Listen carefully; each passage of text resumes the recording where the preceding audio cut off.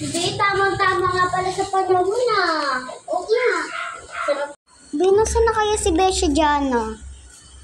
Ay, iwan ko. Ay! Hindi ko nakikita. Ay! Yan ka pala, Besha Jana! Ito pala kayo. Kanina ko pa kayo hinahanap sa bahay nyo. Ay, ito rin. Kasi nag-Jollibee kami kaganina. Okay. Wait, kaya kami hindi na kayo natawa. Sige. Ako Saan kaya tayo makapesto? Ay, doon tayo. May ganda na pesto. Yan, boring. Wala nga, bilisang bagang dyan. Dito tayo pesto. Dito tayo, mamimitin tayo.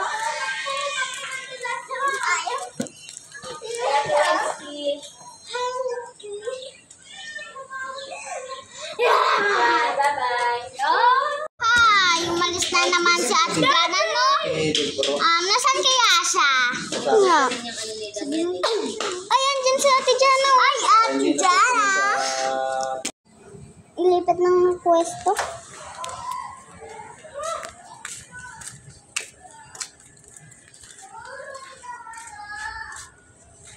Umalis na naman si Ate Jana at Sophie. Ay! Andito ka pala. Sorry kung pumasok ulit ako, ah. Okay. Upo tayo dito. Sige. Hay, alam mo ba? Nakakainis yun si Sophie. Buti umalis na nga yun eh. Oo. Ay, naku. Nakakainis talaga siya. Gigil na gigil ako. Hindi ko mapigilan yung sarili ko. Oo. Ako nga rin, gusto ko na siya sabunutan. Buti nga, napigilan ko yung sarili ko. Ako rin, kasi ang gym ko yun eh. Sasabunutan ko talaga yung babaeng yun. Nakatiis lang talaga ako, tignan mo. Kapag nakatiis lang ako kasi, andun yung kuya na. Okay. Gawin kaya natin, huwag natin siya pansinin. Oo na. Ano, araw-araw o ngayon lang? Araw-araw. Bakit? Basta kasi palagi naman ako naiinis sa kanya, saka inaaway niya ako. Trubit. Tsaka naiinis siya palagi. Oo, kunyari, parang magbibidyo-bidyo tayo, ganun-ganun, kunyari lang. Yung script B, hindi sinasabi. Oo nga. Diba? Kung ano dapat natin nilagawin. Oo nga eh. Nakapagtiis lang talaga ako. Ako nga rin eh. Ano ba yung manok ka? Nakikichismis ka pa sa amin? Paepal ka talaga. Be, wag kang chismosa. Huwag mo sabihin kay Sophie yun ah.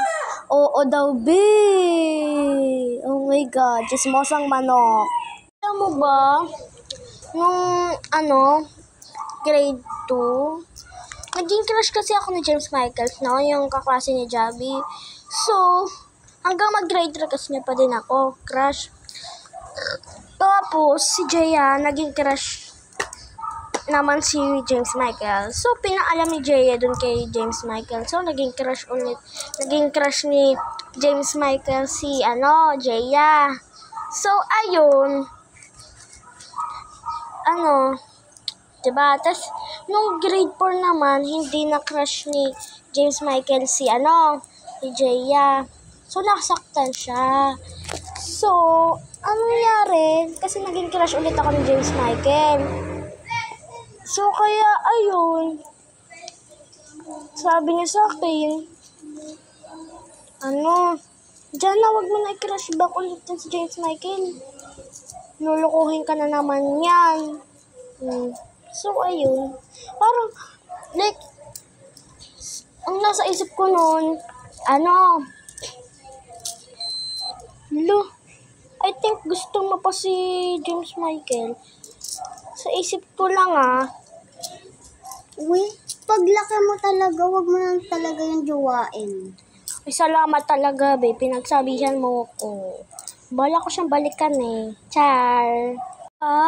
Yung pinsan natin, na magpo 4 years old niya yung May. Ay, nako, talaga. Kabata-bata pa, nagka-crush na siya. Like, 10 years old yung crush niya. 10 years old pataas. Di, kabata-bata pa. Mag-4 years old niya ngayon, May.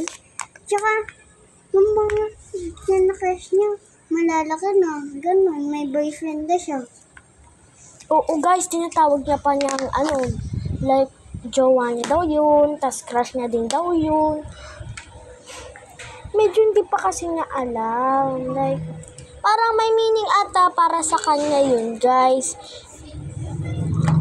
Pero, sana i-crush niya lang yung mga parang kasing years old niya or medyo mataas sa kanya, like mga 1 year, ganun, 5 years old. Kasi magpo-4 na din siya, guys eh. Pero, pwede naman siya magka-crush. Pero depende sa mga magulang niya, di ba?